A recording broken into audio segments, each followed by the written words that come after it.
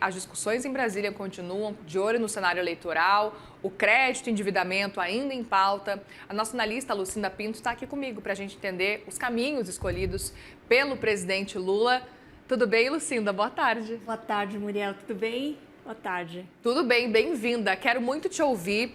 Tivemos anúncios importantes nesta terça-feira, já olhando para o cenário eleitoral. A gente sabe que eleição, os candidatos e pré-candidatos já começam a pensar muito tempo antes, né?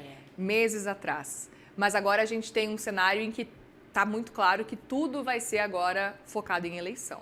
31 de março, amanhã, dia 1º de abril, então... Tá voando. Tá voando. Aliás, hoje é aniversário do meu irmão, então... Mande um abraço para o seu irmão. Um abraço para você, Marcos, feliz aniversário. Mas a informação que eu quero dizer é que abril é um mês que caracteriza, marca aí realmente o começo mais efetivo, né, da campanha eleitoral, e a gente está vendo o presidente Lula se posicionar de um jeito bastante efetivo. Então, E aí os ministros estão saindo todos por conta disso. Esses 18 ministros que estão deixando os seus cargos estão indo para fazer aí as suas campanhas, para concorrer a outros cargos. E, ao mesmo tempo, né, a gente percebe as pesquisas mostrando uma preocupação muito grande dos eleitores com a economia. A economia sempre é um problema, a gente sabe que a segurança está no número 1, mas logo depois vem questão econômica e aí o endividamento. A gente está com taxa de juros que agora acabou de cair abaixo dos 15%. Como é que o governo está olhando esse cenário, levando em consideração que é um governo que tenta se reeleger, Lucinda? É isso aí, Muriel. Tem um calor aí para este governo, nessa campanha eleitoral não será simples, e aí tem esse esforço para trazer uma solução para as pessoas endividadas. A gente tem falado bastante sobre isso e hoje as reuniões continuam. O presidente Lula, na verdade, os representantes do Ministério da Fazenda é quem estão conversando com as entidades ligadas ao setor bancário. Então, Febraban, a Zeta, que é das fintechs, a Bex também está nesse encontro, a BBC, que é a representante dos bancos médios. Está todo mundo, a CREF também, que é representante das financeiras, eles estão reunidos ali para tentar encontrar um caminho. Parece que o mais provável é realmente uma solução, uma estratégia ali de encontrar um jeito de fazer uma renegociação nos moldes do que foi aquela de 2023. Agora, a gente não sabe, a gente tem visto várias possibilidades, então uma delas seria a criação de um fundo garantidor para que esse cliente endividado consiga tomar outras linhas de crédito de prazo mais longo, mais baratas, para conseguir quitar aquilo que essas pessoas estão devendo. E aí entraria não só outros créditos, mas também conta de luz, essas contas de consumo. Poderia haver também uma forma do governo bancar o funding, a própria União daria o recurso para que o banco liberasse essa linha de crédito subsidiada. São caminhos aí que estão sendo debatidos. A gente entende que realmente há uma preocupação, inclusive por parte dos bancos, isso a gente já trouxe aqui, uma visão de que os bancos estão cada vez mais cautelosos para conceder novos créditos, justamente porque o nível de comprometimento de renda chegou ali a um nível que acende uma luz amarela, né? Mais de 29% da renda das pessoas está dedicada a pagamento de dívida. Mas não é só no crédito que o governo está atuando. Muriel, a gente acabou de confirmar aqui a informação de que existe mesmo um esforço por parte do governo ou um desejo do governo de acabar com a tal da taxa das blusinhas, né?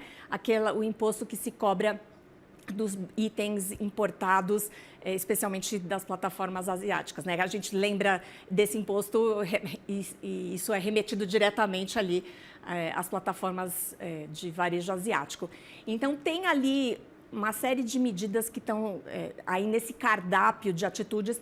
Outra é a questão do subsídio dos combustíveis. Isso, é verdade que no Brasil não é o único país a estudar isso, vários países, inclusive países de economias mais fortes, países europeus, estão fazendo esse esforço para que o custo maior do combustível não chegue ao bolso dos consumidores, mas aqui a gente sabe que tem uma motivação adicional, que é a questão política, porque a gente sabe que inflação é uma coisa que define eleição. Pois é, e até então, pelos cálculos do governo, pelos cálculos do próprio Banco Central, não era esse caminho que a inflação tomaria ao longo desse ano, né?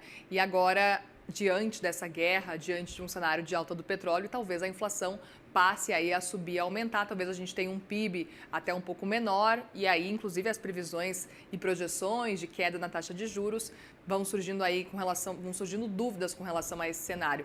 E aí, queria muito entender, Lucinda, diante de toda essa movimentação que o governo está fazendo e que pode vir a anunciar ao longo dos próximos meses, como é que ficam os economistas, que eu imagino que devem estar preocupadíssimos. A taxa das blusinhas, por exemplo, veio como uma forma de aumentar a arrecadação do governo em vários aspectos.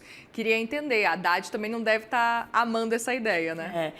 Exatamente, e é curioso pensar que a gente até leu em alguns lugares uma ideia assim de que sem o Haddad, então parece que algumas parece coisas... que a culpa era dele ali. Como se ele estivesse servindo de goleiro, né? E a gente está vendo, então, o Dario Durigan sendo duramente testado aí, né? Com uma missão quase impossível. Lula dando uma série de tarefas. Ele chegou a dizer para o Durigan que não quer que a inflação provocada pela crise global chegue ao consumidor. Muito difícil, né?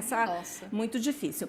Mas então o Durigan está aí nesse caldeirão aí de desafios, com uma série de medidas muito difíceis para serem adotadas.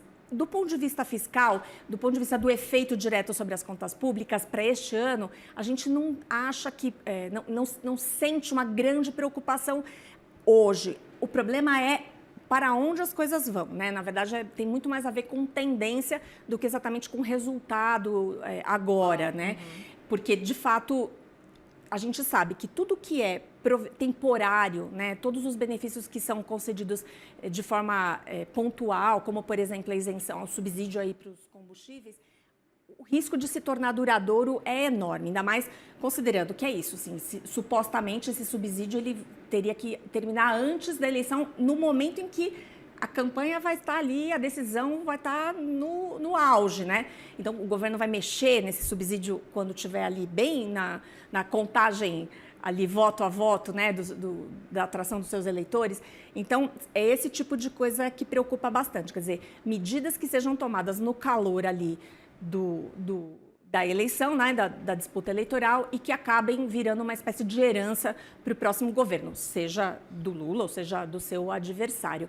Agora, sobre essa questão dos efeitos de taxa de juros, de inflação, tem outro ponto que também deve estar preocupando o presidente Lula e que provavelmente é um tema que pode crescer, que é a confirmação de que tem uma desaceleração lenta, mas há uma desaceleração do mercado de trabalho.